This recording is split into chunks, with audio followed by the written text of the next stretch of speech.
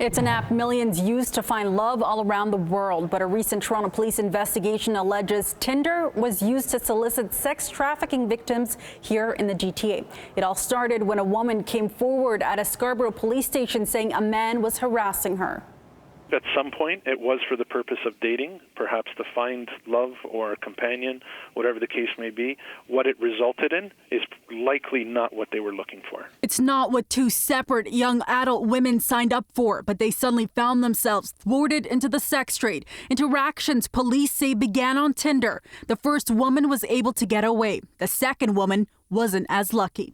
Police allege the suspects assaulted, threatened, and forced her to take photos used to advertise sexual services, also taking the money she made. One of them was actually transferred from one trafficker to another, and as a result, she was servicing clients somewhere between Mississauga and the city of Toronto.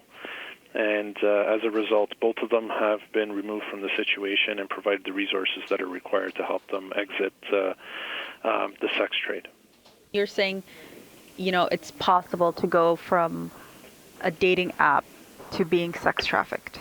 In this case, threats are made towards them and their families, and they feel the need to protect their family members.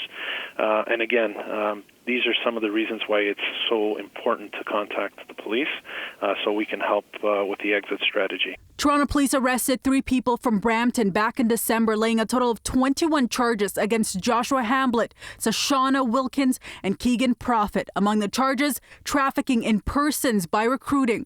Police say social media and dating apps play a significant role in human trafficking. The people that they're looking for is not the person who's looking for love and is confident and can speak for themselves and stand up for themselves.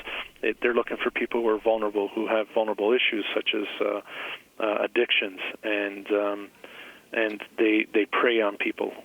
Not surprised. I mean, at Covenant House, we see upwards of 300 youth a day, and a proportion of those young people, young girls in particular, are experiencing sex trafficking. Covenant House, an organization that works with at-risk kids and youth, says sex trafficking is on the rise here in Canada. The agency is also vocal about the issue, traveling to schools in the city, saying the majority of sex trafficking victims in the country are young.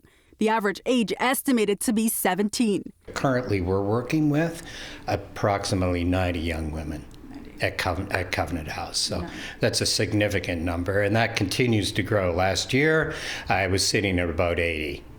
So, and we're involved with those young women at various stages of change. Some of them are still involved in the game. What are some of the misconceptions people have of sex trafficking? I think the biggest one is that it's an international issue, and it's not. It's domestic. I mean, far and away, the vast majority, up to 90% of the young women are coming from our own neighborhoods, our own schools, our own communities.